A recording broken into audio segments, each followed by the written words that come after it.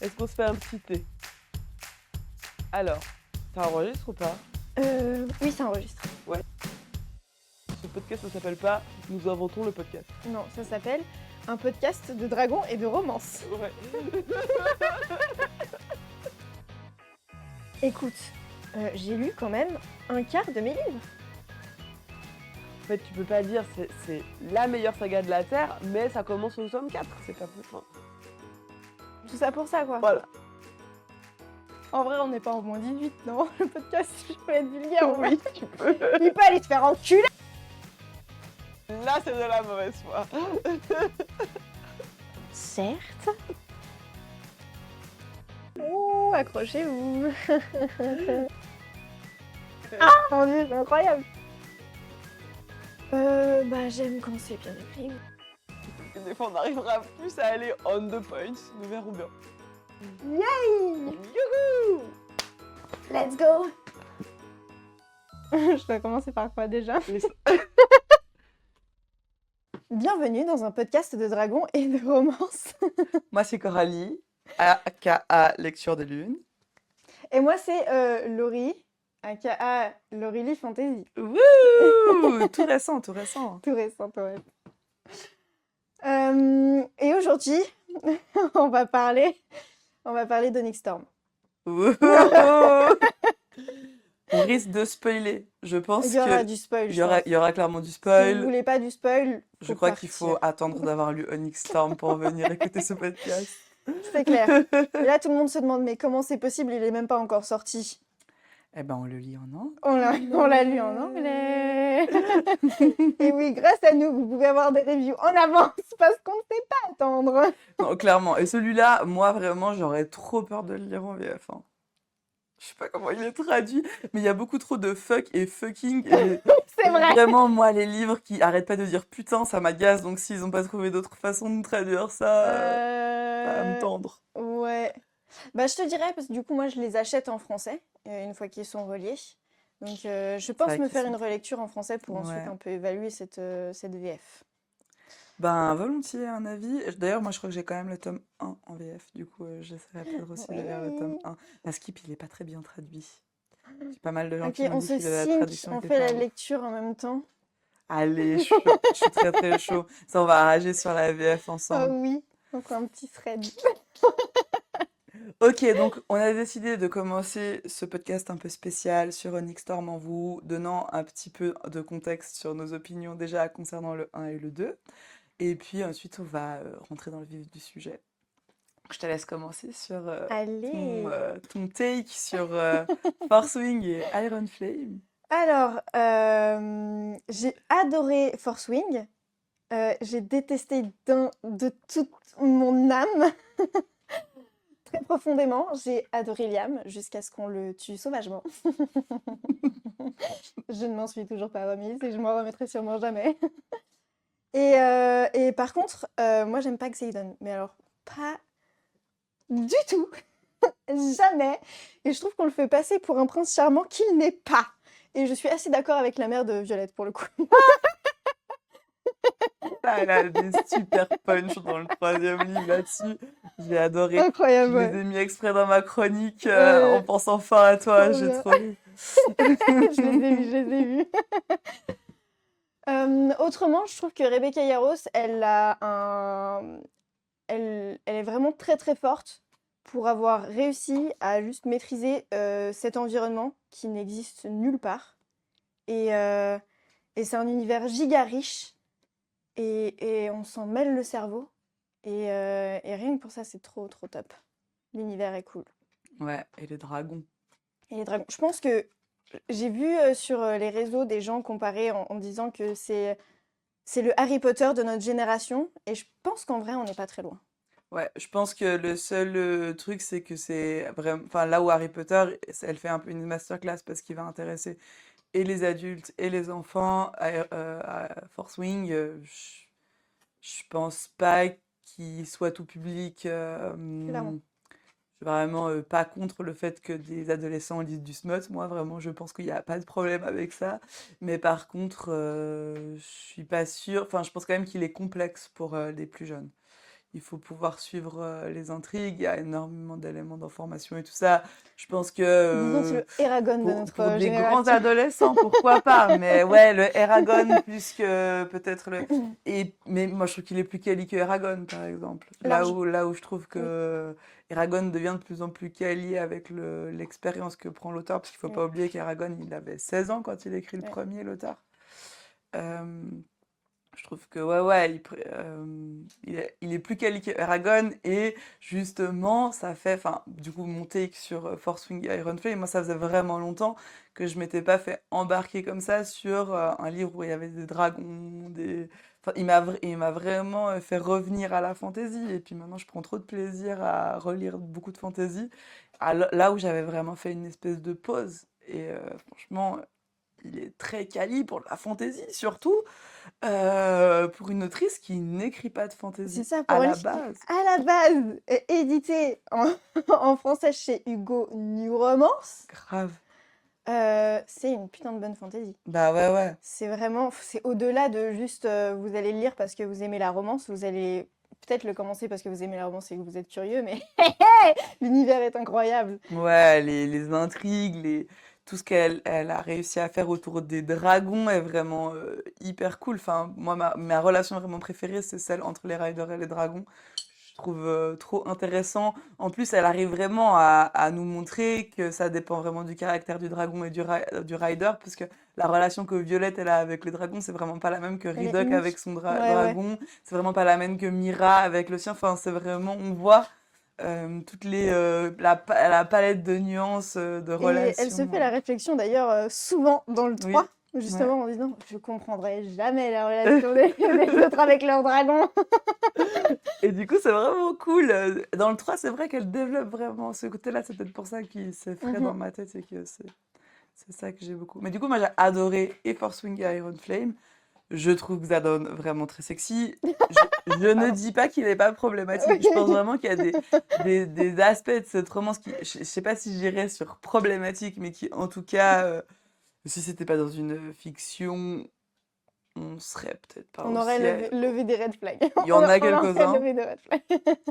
En même temps, dans cet univers-là, c'est intéressant de voir une relation comme ça se Après, c'est créer. pas des méchants red flags non plus. Non, c'est C'est ça. juste que je le trouve pas plus très honnête. Mais moi, je trouve que ça a toujours du sens quand il est pas honnête, en fait. Et puis, du coup, j'aime bien le fait qu'on n'ait pas. On n'idéalise pas un gars, il n'est pas parfait, il fait des erreurs, et puis en même temps, à côté de ça, bah, on sent une forme de sincérité dans sa relation avec Violette. Et puis, bah, c'est pas pour rien que j'arriverai jamais à prononcer le nom de son dragon, Oh, Sgaël. je l'appelle Sgaël. Sgaël, voilà. Ouais. Elle l'a choisi, enfin, c'est intéressant de voir le Ouais. caractère de Sgaël et puis celui de Xaden qui vont franchement très très bien ensemble pour le coup. Et je trouve que dans le 3 justement, on nous donne des éléments de réponse sur des aspects de sa personnalité qui étaient assez bienvenus. Donc moi, je n'ai rien contre Xaden. Donc si vous voulez vous en prendre à quelqu'un, c'est sur elle. Je suis la target.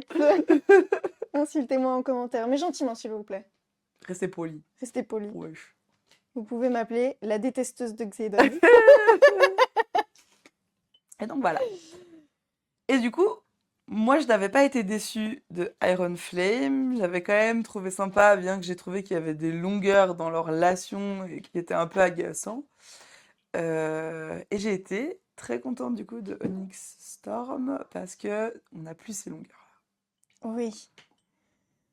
Ah, ah ouais, il y a ce truc en fait dans Iron Flame de il faut dire le secret, non, il faut pas dire le secret. Il faut dire le secret, non, mais il faut pas dire le secret. D'accord, on dit le secret, mais en fait, on le dit pas. Comment dire? Juste ça. C'était agaçant parce que Oui. c'était très agaçant et j'ai presque eu peur, vraiment. Hein. J'ai eu peur avec Onyx Storm quand il découvre les îles et que Riddock découvre le poteau rose Oui. de Xenon Ouais. qui est en train de se transformer en Vénine et où il commence à lui faire la tête et du coup où on forcément se souvient de Riddock qui est la personne qui a fait le plus la tête à Violette suite à toutes ces je dis pas la vérité Et là, je me suis dit, oh non, pitié. Oh non, pitié, il reste encore une moitié de livre. J'ai eu vraiment très très peur. Et en fait, ça s'est calmé absolument instantanément et j'ai été très soulagée. Parce que, en fait, Oui, finalement, tous les personnages ont appris. oui. Et ça, c'est encore une autre force, je trouve, de Rebecca dans cette série. C'est que quand un personnage, il apprend quelque chose, il l'a vraiment appris. Mhm. Et après, il Ouais. l'applique. Et ça, je trouve hyper bien fait. Même si Ouais, nous, en ouais. tant que lecteurs, on a un petit doute quand même, parce que les humains, voilà. Oui, mais je suis Mais tout à fait d'accord avec toi. Dès qu'il y a une situation qui est résolue, elle est pleinement résolue et ce personnage-là, il passe à autre chose. mhm, Et on régresse très peu, ce qui est franchement super agréable. J'ai eu les mêmes craintes que toi. Mais en fait, du coup, comme dans le 2 on nous a un peu traumatisé là-dessus, moi, tout le long du 3 j'étais là, ah, c'est quand qu'ils vont être complètement déraisonnables. Et c'est vrai que je trouve aussi assez intéressant, on fait un passage dans la maturité. Il faut pas oublier que les personnages, au début, ils sont quand même très jeunes, parce qu'a priori, ils rentrent dans un cadran qui est un peu l'équivalent d'une école, c'est un lycée, finalement. quoi, Donc en voilà. fait. Donc c'est assez intéressant de les voir là, on sent qu'ils ont pleinement grandi, on sent que les efforts de guerre, ce qu'ils vivent avec la guerre, ce qu'ils vivent avec les morts autour d'eux, Les avec le fait de ne pas responsabilités qu'ils savoir ont. jusqu'où leur vie va pouvoir bien pouvoir aller. C'est assez intéressant parce qu'en fait ça les fait grandir très vite. Et là on a des Ouais, adultes qui se battent, on a une Violette qui pour le coup dans le 3 est consciente de sa puissance et de sa valeur, là où dans les deux premiers, elle elle est se beaucoup sous-estimait moins, ouais, beaucoup, ouais. elle est beaucoup moins assise dans qui elle est, elle ose beaucoup moins, je pense, demander, exiger Ouais, ouais. des choses. Oh, mais il y a des scènes incroyables! Je pense que c'est mes scènes préférées du livre, hein, Et ouais, là, j'ai trouvé ces scènes-là. Violette beaucoup moins chiante et beaucoup avec une vraie assise. Et les scènes où elle prend le lead et elle est pleinement là et elle a calculé son coup, ils sont jouissifs, quoi. Il faut qu'on fasse un compteur. J'ai pas compté. Je me dis que maintenant, je regrette un peu. Faites un compteur si vous le lisez. Il faut qu'on fasse un compteur du nombre de personnes qu'elle envoie chier. Donc, parce que c'est dragon y compris. Ah ouais, ouais, ouais. Dragon y compris. Et... Non, c'est très La plaisant. mère de Xédon y compris. Oh mon dieu, cette scène incroyable! Mais du coup, moi, c'est vraiment en lien avec la mère de Xédon que je trouve qu'on a vraiment eu des éléments Oui, de réponse sur des traits de personnalité de Xédon. Je trouve que ça, mais vraiment, enfin, tout ce il vit dans cet endroit-là où tu sens qu'il est vraiment pas loin d'abandonner toutes ses émotions juste pour plus ressentir cette espèce de gouffre de l'abandon qu'il a vécu avec sa mère. En fait, t'es là, ah bah oui, tout s'éclaire. Vraiment, tout tout s'explique. s'explique dans sa difficulté à dire la vérité à Violette au début parce qu'il a peur que ça déclenche des chaînes d'événements sur lesquels il n'aura plus de contrôle. Son besoin excessif de contrôler tous les aspects et les pans de sa vie parce qu'il a l'impression, enfin, parce qu'il n'a pas réussi à contrôler le truc le plus important à un moment donné. C'est super intéressant et c'est vraiment, je trouve qu'elle a très bien montrer tout cet aspect-là, cette personnalité. On a vraiment un enfant face à sa mère hein, Et dans ces scènes-là, il y a quoi. ça, et puis aussi, je trouve que du coup, on met beaucoup, enfin, on déconstruit aussi l'image de Fen Ryerson qui est en fait un super-héros et qui est le père parfait, parce qu'en fait, putain, finalement, c'était un peu un connard quand même. Ouais. Parce que il a juste fait une alliance pour avoir un héritier, et puis qu'ensuite, il a fait une rébellion sans penser à ce que ça pouvait impliquer pour lui et pour son pays, etc., etc. Et du coup, il a laissé son fils et une descendance pauvre, quoi, vraiment Mm. juste comme ça. Et du coup, ça, j'ai trouvé aussi hyper intéressant parce que je sais pas si Xédon a déjà fait ce travail-là de voir son père de cette manière-là, mais en tout cas, Violette, elle le voit clairement. Mm. Elle le dit pas, mais elle le voit clairement. Si on le voit, je pense qu'elle le voit aussi. Mhm. Mais Ouais, ouais, ouais, ouais. ouais. Bah, ça déconstruit vraiment. Enfin, en fait, c'est vrai que c'était très mystérieux. On savait que son père avait été exécuté dans le cadre d'une rébellion. On savait pas vraiment tous les tenants et les aboutissants. C'est vrai qu'on avait très peu d'éléments sur sa mère. On savait même pas vraiment qu'elle s'était barrée volontairement. Enfin, On, on on savait qu'elle avait savait un qu'il peu l'avait disparu abandonné du parce qu'il le tableau. mentionne, Voilà. Mais mais c'est tout. on sait Ouais. pas du tout le contexte autour de ça, On n'en ni a pas eu comment beaucoup il plus l'a de contexte, vécu, hein. en fait. Oui. Et On se vraiment, doute quand même. on, s- on se doute, Parce qu'il est mais un peu là, genre. on n'a on n'a pas. Enfin, en fait, il est tellement tout le temps dans le contrôle de ses émotions. Et en fait, tout ce livre où il n'a plus le contrôle de ses émotions et où, en fait, on a vraiment accès à lui de façon beaucoup plus Brut. brute. C'est super intéressant. Et vraiment, là, on voit en fait toute la portée que ça a eu sur lui. Et ça explique vraiment tout ce côté très contrôlant qu'il peut avoir, qui est un peu agaçant par moments. Et qui est... En vrai, ça va, je Mm. trouve encore. Parce que Violette, elle a aussi une maîtrise encore sur lui qui est. Du coup, je trouve presque touchante à chaque fois. Parce qu'il y a ce truc de je le connais trop bien, je sais que là, il est sur une pente glissante. Et je sais que moi, Mm. je peux le ramener. Et ça, j'ai trouvé que c'était assez cool. Et puis même, il y a des fois juste l'enchaînement est trop drôle avec les commentaires de Ridoc. Moi, c'est tout ce que je veux dans un livre. Vraiment, Ridoc qui fait des commentaires. J'ai surligné plein de passages des interventions de Ridoc, mais oh mon Dieu, mais incroyable. Euh, genre, il y a... Quand Xéden, il envoie chier le roi, etc. Et Alden en mode non, non, je vais ouvrir mes frontières et vous allez vous... vous allez vous faire enculer. Et puis il y a Ridoc qui est là, boom, that's a show. T'es juste genre, ok, c'est bon. Moi aussi, Ridoc, je regarde ce show comme toi, vraiment, j'adore ça.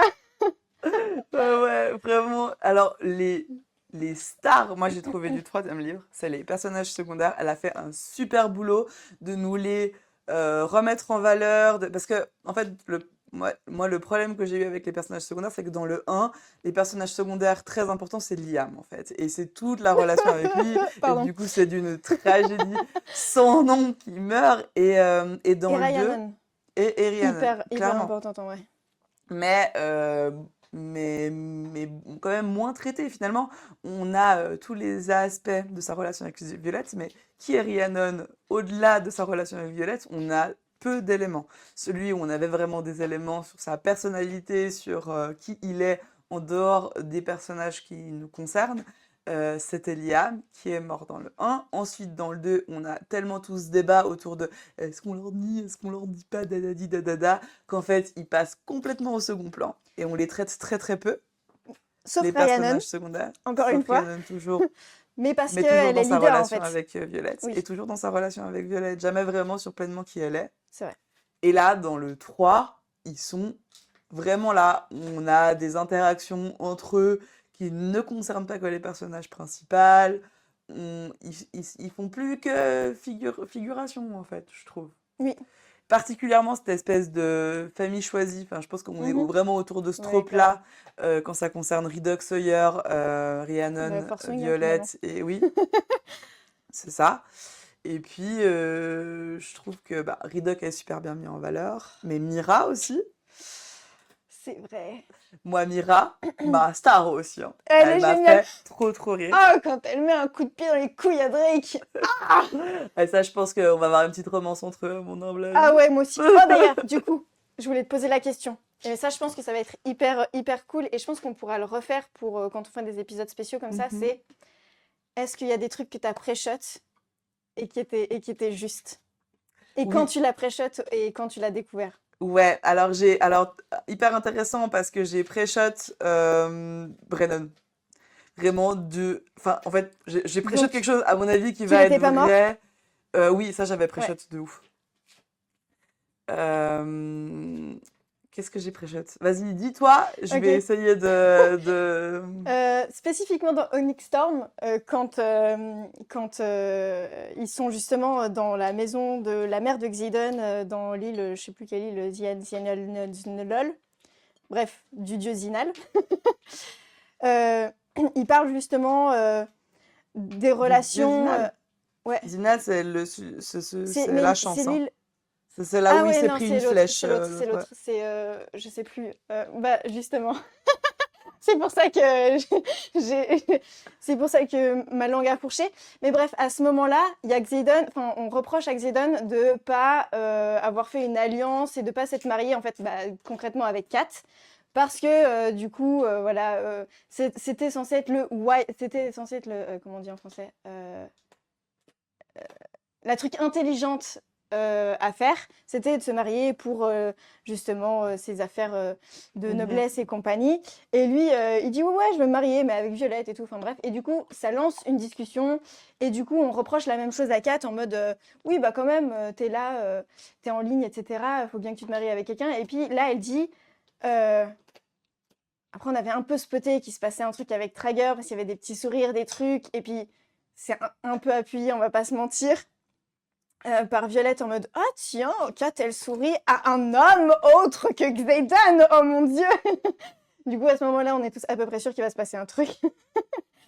Et là, du coup, Kat avoue qu'elle est dans une relation et qu'elle est très heureuse. Et à ce moment-là, j'ai dit Il va mourir. il va crever. Il va crever. Chapitre Ah suivant. ouais, j'y ai pas pensé du tout. Chapitre suivant, il crève. Ouais. En plus, j'étais encore plus sûre de moi parce qu'il y a ça. Et juste avant, quand ils sont sur le balcon avec Xaden et qu'ils les voient marcher sur la plage, Xaden dit ouais, ça m'étonne pas, Trager, ça fait un moment qu'il est sur elle en sous-entendant des années. Et du coup, quand Kat en plus, justement, elle dit ça, là j'étais vraiment juste persuadée en mode ok. Désolée Trager, mais tu es le next. C'est vrai que dans toute cette première partie, il n'y a pas grand monde qui est mort. Tu es le premier d'une longue liste. Voilà. Ouais, en vrai, moi j'avais pré-shot pas mal de trucs qui ont aussi été pas mal faux. Parce que j'avais pré-shot que le deuxième signet de Violette serait en lien avec sa relation aux morts. Parce que je trouvais dans. Moi, je reste convaincue qu'il y a une scène Il chelou y a dans un le 2. truc. Ouais. Pour moi, la scène où elle voit Liam dans le 2, où elle parle avec Liam qui est mort dans le tome 1, pour ceux qui nous écoutent sans avoir vraiment le contexte, elle est trop bizarre. Et elle est d'autant plus bizarre que dans le 3. Moi, tu sais quoi? Je vais plutôt faire mes prévisions. En fait, j'ai une explication à ce fail de pré-shot. Ouais, ok, vas-y. Alors, attends. Donc fini Du et coup, après. du coup, pour moi, cette scène, elle est très très bizarre. Elle discute avec Liam. Vraiment, on n'arrive pas trop à se dépatouiller de savoir si c'est dans sa tête parce qu'elle hallucine, parce qu'elle est dans la douleur la plus totale, ou si cette scène elle est réelle. Mais par contre, on a un reminder dans le 3 de cette scène parce que elle descend dans les geôles voir Jack Barlow et il lui dit qu'il sent encore toute son énergie dans cette pièce, toute sa souffrance qu'elle a vécue dans cette pièce. C'est pas du tout anodin! Et moi, je me suis dit, mais c'est sûr et certain qu'il y a son deuxième signet, c'est en lien avec les personnes décédées d'une façon ou d'une autre, ou une espèce de pouvoir de les ramener à la vie ou de discuter avec eux, ou j'arrivais pas trop à mettre la main dessus, mais pour moi, il y avait un lien avec ces scènes-là. Ça n'a pas été du tout le cas. En fait, finalement, elle peut se balader dans les rêves. Bah voilà. Voilà. On apprend du coup dans Onyx Storm que le deuxième, entre guillemets, signet de Violette, c'est du coup de se balader dans les rêves. Sauf que on nous dit aussi que Andarna n'est plus là et qu'elle se balade quand même dans les rêves. Mhm. Elle n'a plus le pouvoir d'Andarna à ce moment-là et elle continue de le faire parce que, à mon avis, elle n'a pas 2 signets, elle en a 3. Et que le signet du Dreamwalker n'est pas en lien avec Andarna. Ah, donc tu penses que c'est Tern aussi qui lui a donné celui-là? Ou autre chose, parce qu'il y a aussi toutes les choses qu'on a découvertes par rapport à Violette elle-même, par rapport à ses cheveux, par rapport à une Brielle et par rapport à Dune. Bref, le fait que son daron, il l'a transporté dans, dans la moitié du monde pour essayer de trouver une solution et faire en sorte que sa fille, elle vive bien, contre l'avis évident du reste de la famille. Ce qui explique pourquoi ils s'entendaient plus trop au bout d'un moment. Mais et du coup, ça explique aussi les cheveux gris, enfin les cheveux argentés de, de, de, de Violette, pardon. Et donc, je pense qu'il y a d'autres choses. Et manifestement, à mon avis, si les dieux existent réellement, parce que en plus dans ce tome-là, on nous montre bien la mythologie. On commence à bien connaître les dieux autres que Malek, qui est le dieu de la mort. Voilà, accessoirement. Qui est le seul dont on parle dans le 1. Voilà. Fun. Et dans le 2, hein, finalement aussi. Ouais, Hein. c'est vrai. On parle un petit peu ponctuellement des autres, mais c'est vrai que dans celui-là, on va vraiment parcourir du coup des civilisations qui suivent un dieu précis à chaque fois, et donc on voit un peu leur coutume. Et c'est la chance qui fait que Trigger meurt. Mais bon, à part ça, c'est pas grave. C'est horrible. Et vers la fin, elle se redit en plus, telle personne est morte parce que, enfin, Liam est mort à cause de machin, telle personne, je sais plus qui, est morte à cause de tel truc, et Trigger par chance. Et là, vraiment, ça te tue déjà, t'es là genre, fallait que tu recites Liam. Mais en plus, oh non, c'est trop chiant, bref. Mais en tout cas, il y a tout ce truc, je pense que les dieux existent d'une manière ou d'une autre, pas nécessairement en tant que dieux comme on se l'imagine, mais en tout cas, je pense que dans cet univers-là, ils existent et qu'ils ont vraiment une influence. Parce que je pense sincèrement que Violette, elle est protégée par Dune.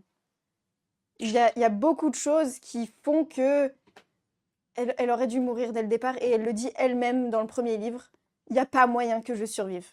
Et elle est toujours là.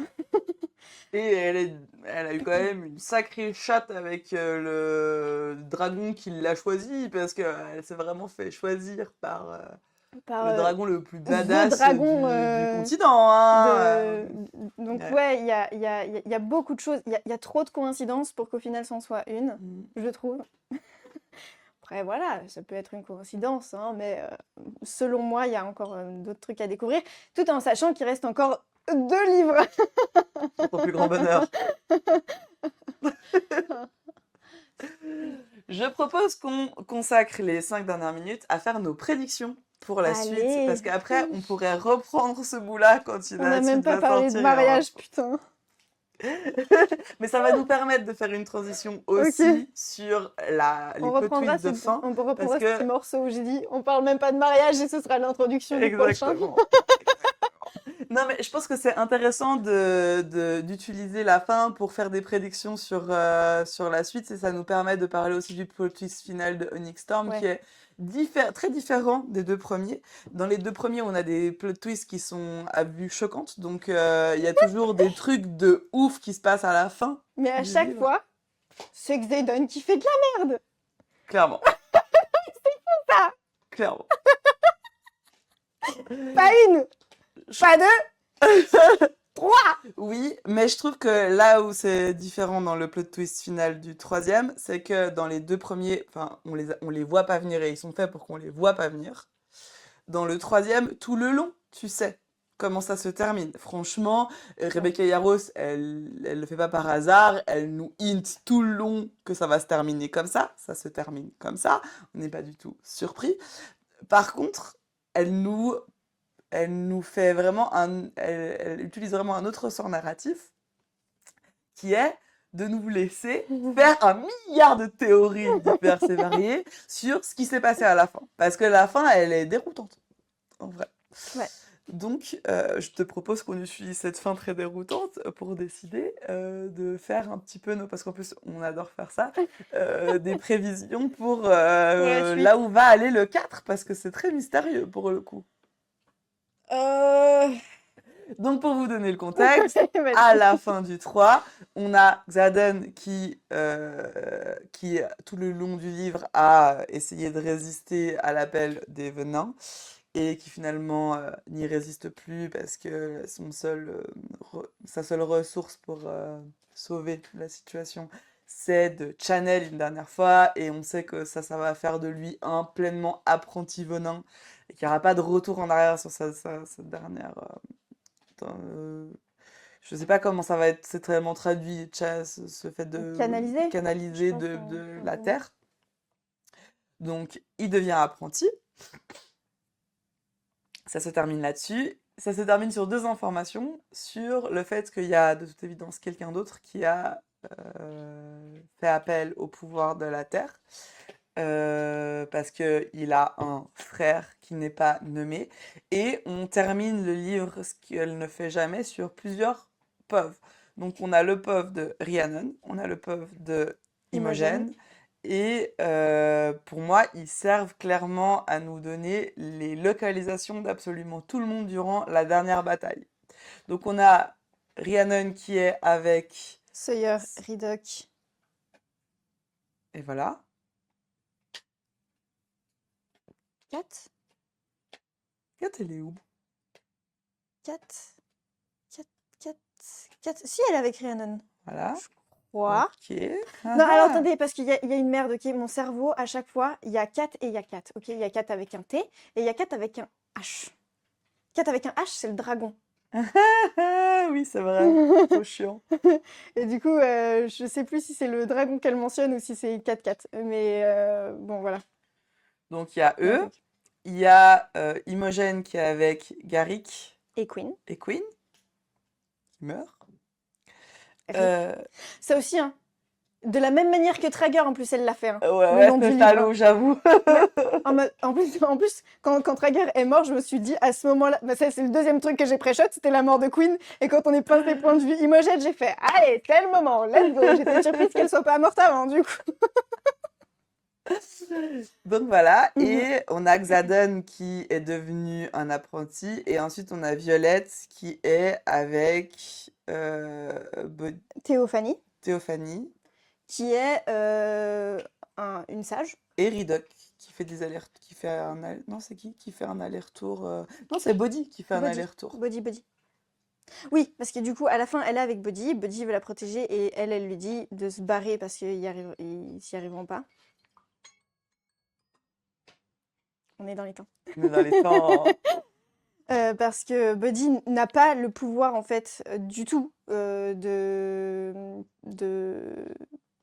faire face en fait à Théophanie, donc elle lui dit de se barrer. Et il y a une petite interaction quand même à ce moment-là avec Théophanie, entre Théophanie et Buddy.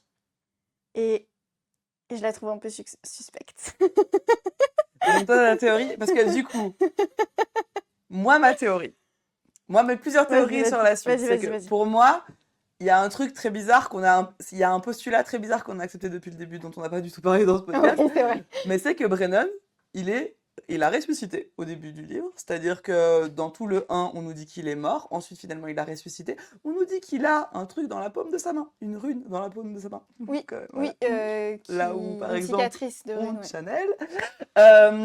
Et on a vraiment un peu accepté que le type, il est revenu à la vie. On sait pas trop comment, on sait pas trop pourquoi. Et voilà, c'est ça.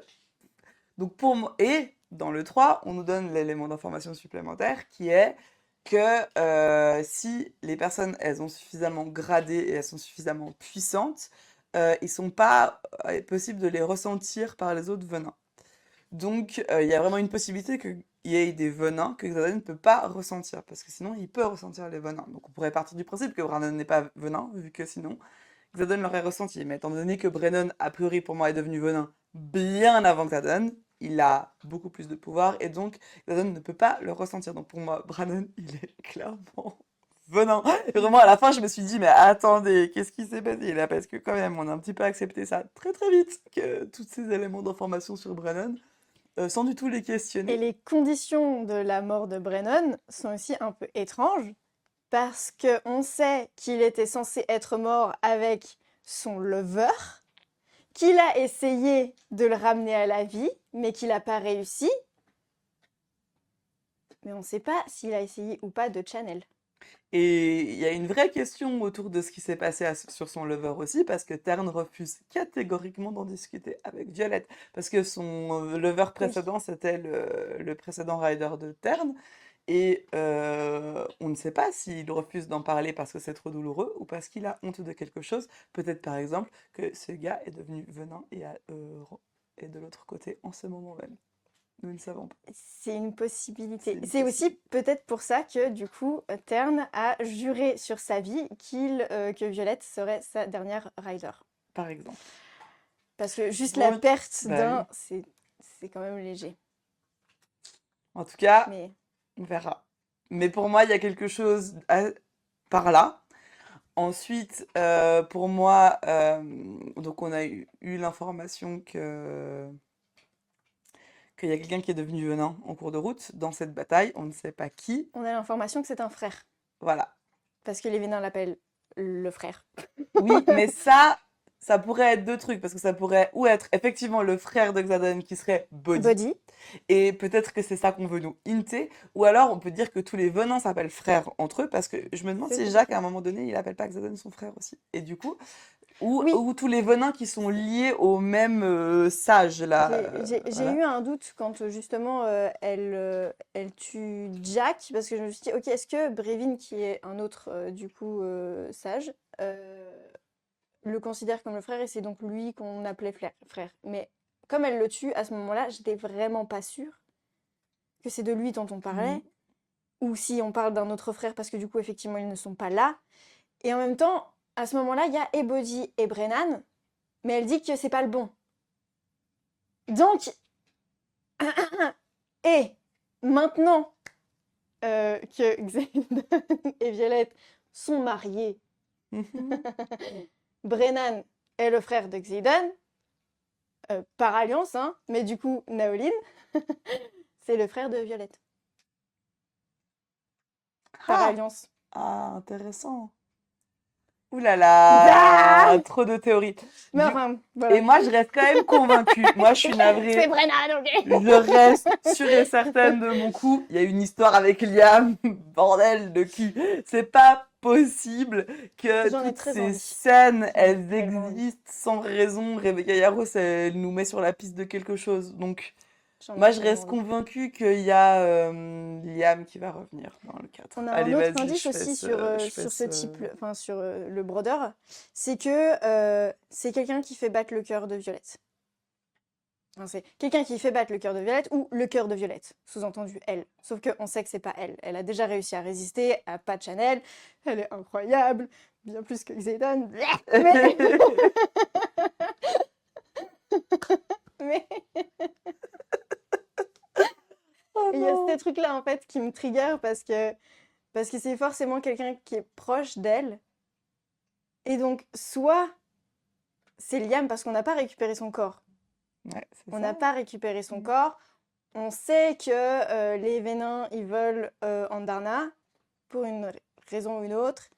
Et Liam, à ce moment-là, c'était la seule personne qui comptait énormément pour Violette quand il est mort. Et donc, potentiellement, ils ont pu le ramener à la vie, comme ça a été le cas avec Jax. Mhm. Et voilà. Et je l'appelle Jax à cause de Il était une fois un cœur brisé, mais en fait, c'est Jack. Et ouais, et alors vraiment, deux personnages qu'on n'a pas le droit de comparer Alors parce que vraiment. sinon, ça va être compliqué. Et c'est fou parce que. Oui, je sais pas. En fait, cette fin, elle est trop bien faite et je suis. En plus, moi, je suis un peu passée à côté de ce truc parce que quand on avait point de vue Ryan et point de vue Imogen, moi, j'étais vraiment là, genre, oh putain, ça sert à rien ces passages. Et je dis ça à Coralie, Coralie me dit, non, non, mais en fait, moi, je pense que. Ah putain. Oui. Oui, pour moi, ils servent à nous donner des indications sur où tout le monde se trouve. C'est ça. Et donc, je sais pas si on l'a dit dans l'intro ou pas, mais si je suis aussi perdue avec cette fin, c'est parce que j'ai fini le livre ce matin. Donc c'est très frais, j'ai pas encore beaucoup réfléchi dessus, etc. Donc c'est très frais et on trouvait ça cool aussi de faire un point de vue. Parce que Mhm. tu as terminé quand ta lecture? Moi, il y a 2 bonnes semaines, Voilà. donc j'ai eu le temps un petit peu de la Ça, macérer voilà, et puis de faire un petit peu des théories pour la suite, là c'est où ça. tu as eu moins Moi, de je suis temps que bien à moi. chaud là, du coup. Ouais. Mais c'est vrai que ouais, je suis tellement à chaud que j'ai envie de le frapper ce Xaden encore une fois, hein. Vraiment, mais à chaque fois. Moi, ça m'a pas du tout agacé parce que, en fait, c'est tellement tout le long de l'histoire, on Oui, sait on te qu'on le va dit, là, c'est là qu'on va que aller. quand on est allé là, j'étais là. Mais Mais en oui, non, mais fait, c'était sûr qu'on c'est allait juste que là. c'est un hypocrite. Parce que le gars, il prépare tout. Il est là. Oui, Body, si jamais il m'arrive un truc, t'es là pour ça. Et puis ensuite, eh ben non. Parce qu'en fait, vas-y, et si je mariais Violette et que je lui donnais une responsabilité que je lui ai pas demandé si elle voulait? Ouais. Ça m'a agacé. Parce qu'il aurait pu Mais il la partir. protège quelque part aussi à côté. Parce que tant qu'elle est. Oui, Ça veut dire qu'elle est pas sous les ordres de Athos. oui c'est vrai. Aethos, là. Oui, c'est Donc vrai, en c'est vrai. vrai, C'est il vrai, l'a quand j'avais pas même pensé à ça. sacrément C'est vrai. protégé, hein, parce que Je suis sinon, elle biaisée était parce que je dans l'aime la pas. mouise sans lui, hein. Je suis biaisée parce que je l'aime pas. C'est dur. Je peux pas accepter. Non, de toute manière, c'est à cause de lui que Liam est mort, donc je pourrais jamais accepter. J'accepterai jamais cet homme dans. Donc, on fait un petit récap. Moi, Ouais, mes théories, c'est que Brennan, il est venin. C'est que Liam, il est pas mort. Et c'est que je pense que ce sera Bodhi ou Garrick parce que Garrick peut aussi être considéré comme un frère de Xaden si on prend le côté émotionnel. Donc c'est Bodhi ou Garrick, le deuxième venant, celui qui a Channel au moment de la bataille. Je pense que Dane et Sloane vont avoir une romance.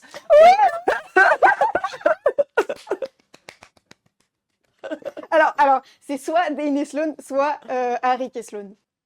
Et donc je pense que Dane et Sloane vont être ensemble et c'est à peu près tout. Et toi? T'as des trucs en plus? T'es d'accord avec certaines de mes théories? Je suis d'accord. Je sais pas par. Alors, je suis pas d'accord pour Brennan. Je pense pas qu'il est vénin. Vénine, appelez ça comme vous voulez. Je pense pas. Mais tu me mets le doute. Mais je suis pas convaincue. Mais on c'est va bien, il dire. faut qu'il y ait un Je autre suis pas positionnement que le convaincue. mien.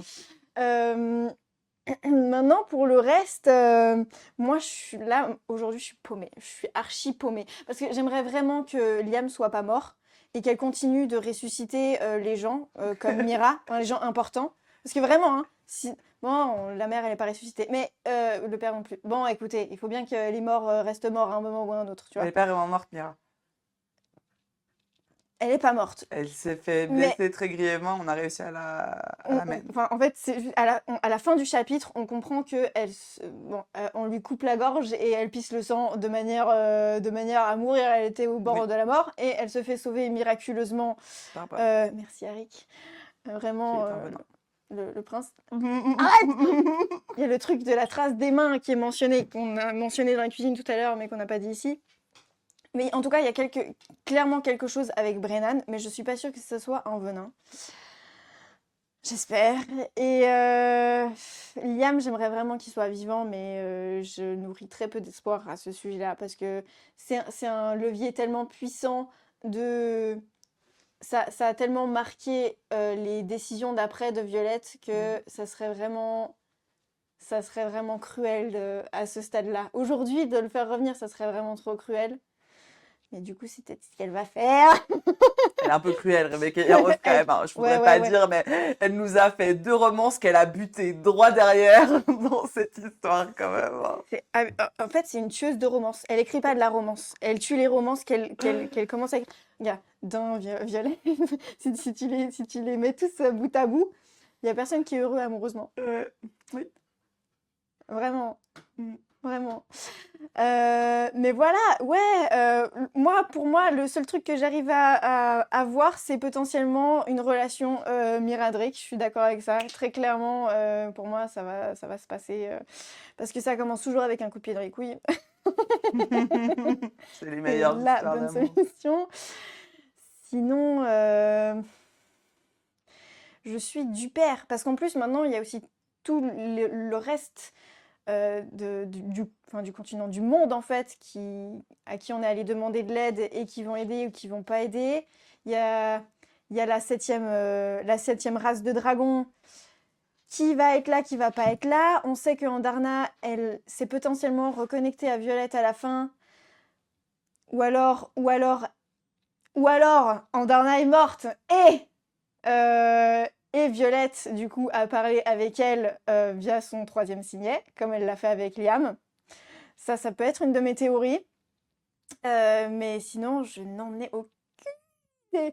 Bon, c'est déjà pas mal, Voilà. hein. Mais voilà, soit Andarna, elle est morte et elle s'est fait tuer par ses collègues dragons pas cool, soit elle va miraculeusement tous les ramener au moment opportun dans le tome 5. Ouais, Que je on doute. espère, on espère. Déjà, là où on en est, je suis en mode, il y a un 5e tome, on est sûr de cette information. Parce que c'est un peu compliqué.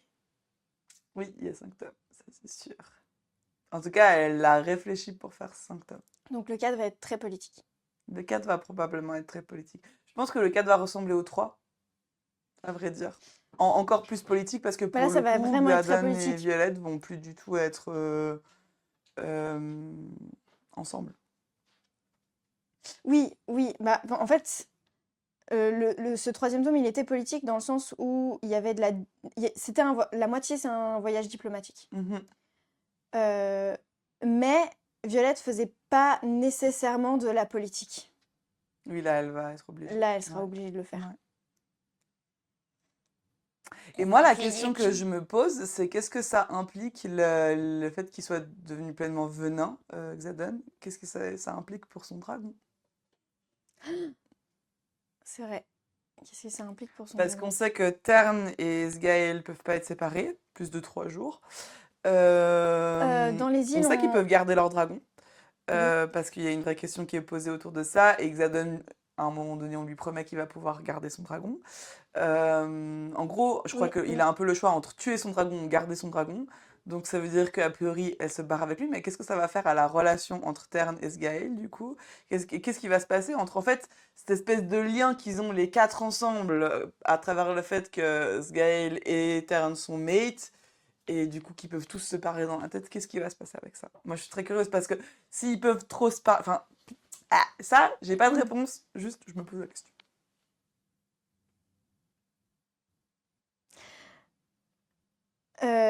À un moment, on nous dit aussi que les vénins, c'est comme ils sont morts, quoi.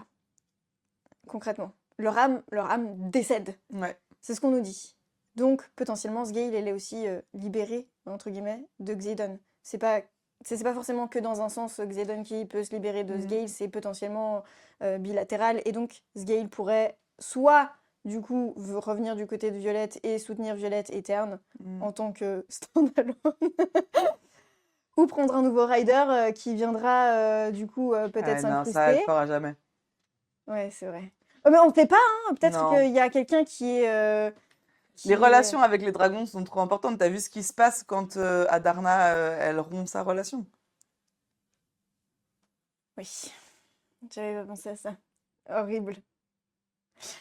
Ouais, je suis un peu perdue. On sait pas. Mais ça, vraiment, je pense Je que suis très un peu mystérieux. perdue. On va voir, ça Par va... contre, je l'attends au tournant pour Ouais. la politique. J'aime Ouais. beaucoup la fantaisie, la politique Mhm. surtout, et tout ça. Et donc là, vraiment, j'attends. Mais j'espère que ce sera pas aussi difficile à lire. Parce que j'ai vraiment trouvé Onyx Storm difficile à lire. Beaucoup Mhm. plus que Force Wing et Iron Flame. Alors peut-être que c'est toute cette dose diplomatique qui nous arrive d'un coup dans la gueule qui a fait que c'était un peu dur à lire. Mais j'aime tellement ça de base que ça m'a un peu surprise. Parce que c'était vraiment dur. Pas long, mais Ouais, dur, ouais. ouais. Fallait suivre, quoi. Ouais, c'est ça. C'était compliqué des fois à suivre. Je pense que là, on nous a donné beaucoup d'éléments politiques, donc maintenant, il va falloir qu'elle les utilise. Ouais. Et ça est sûr qu'on va l'attendre au tournant Je là-dessus. me demande vraiment c'est quoi les intrigues qu'elle va nous placer encore là. Bon, eh ben, on a réussi à faire, je pense, on a 45 bonnes minutes de podcast. On va s'arrêter là. Oui. Si on pourrait continuer des heures. C'est clair. Vous l'aurez fait le constat qu'on a essayé de wrap up il y a bien 10 minutes à mon avis. Mais bon. On a pas réussi. Merci de nous avoir écoutés. Merci beaucoup. Et vous pouvez nous retrouver sur Instagram avec Lecture des lunes. Laurelie Fantasy.